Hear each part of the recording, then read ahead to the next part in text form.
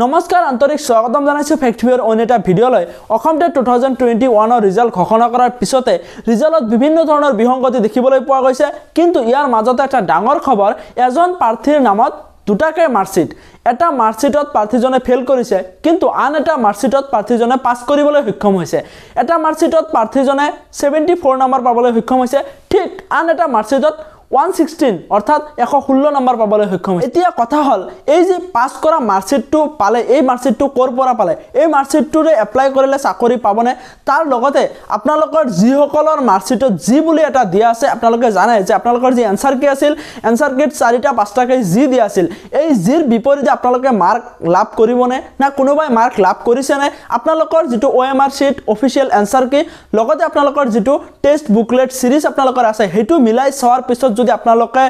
Zero নাম্বাৰসমূহ লাভ কৰা নাই আপোনালোকৰ যদি তেনেকুৱা বিসংগতি আপোনালোকে দেখিবলৈ পাইছে তেতিয়া হলে আপোনালোকক মই আগন্তুক ভিডিঅসমূহত কৈ আহিছিলো আপোনালোকে স্টেপ গ্ৰহণ কৰিব লাগিব আপোনালোকে সেৱাৰ অফিচলৈ যাব লাগিব তো আপোনালোকৰ এই নাম্বাৰসমূহ যদি আপোনালোকে লাভ কৰা নাই জিৰ বিপৰীতে যদি আপোনালোকে নাম্বাৰ লাভ কৰা নাই তেতিয়া হলে আপোনালোকে সময় নষ্ট নকৰিব আপোনালোকৰ সেৱাৰ তৰফৰ পৰা আপোনালোকৰ টেটৰ মাৰ্কশিট প্ৰস্তুত কৰাৰ আগতে আপোনালোকে অফিচলৈ গৈ পাব লাগিব আৰু আপোনালোকৰ বিসংগতিখিনি দেখুৱাব লাগিব তেতিয়া হলে আপোনালোকৰ জিৰ বিপৰীতে নাম্বাৰ এই নাম্বাৰ আপোনালোকে লাভ কৰিবলৈ সক্ষম হ'ব অফিশিয়াল নোটিফিকেশনৰ কাৰণে যদি আপোনালোকে ৰৈ থাকে যে অফিশিয়ালি এটা নোটিস দিব আৰু সেই নোটিস মতে আমি কামখিনি আগবঢ়াই লৈ যাম তেতিয়া হলে আপোনালোকে ভুল কৰিব কিয়ন আপোনালোকে জানে যে টেটৰ মাৰ্কশিট প্ৰস্তুত কৰাৰ পিছত যদি আপোনালোকে এই সমস্যাখিনি লৈ আগবাঢ়ি যায় তেতিয়া হলে আপোনালোকৰ বাবে বহু প্ৰবলেমৰ সন্মুখীন হ'ব আপোনালোকে সময় নষ্ট নকৰি অফিশিয়াল নোটিফিকেশনৰ কাৰণে আপোনালোকে ৰৈ নাথাকি আপোনালোকে সেৱাৰ অফিচলৈ অৰ্থাৎ গুৱাহাটীলৈ আপোনালোকে আগবাঢ়ি যাওক আৰু আপোনালোকৰ সমস্যাখিনি দেখুৱাওক তেতিয়া হলে আপোনালোকৰ জিৰ বিপৰীতে যদি আপোনালোকে নাম্বাৰ লাভ কৰা নাই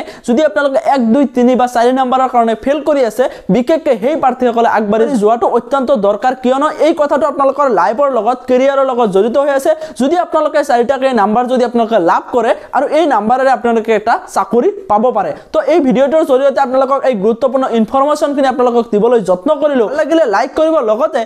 ভিডিওটো শেয়াৰ কৰি সকলোকে ইনফৰমেশন দিবলৈ নাপাহৰিব যদি আপোনালোকে হেল্পফুল বুলি ভাবে তো এই ভিডিওটোত ইমানে আকৌ আহিম এক নতুন ভিডিওৰ হৈতে তেতিয়ালৈকে জয় অসম ধন্যবাদ।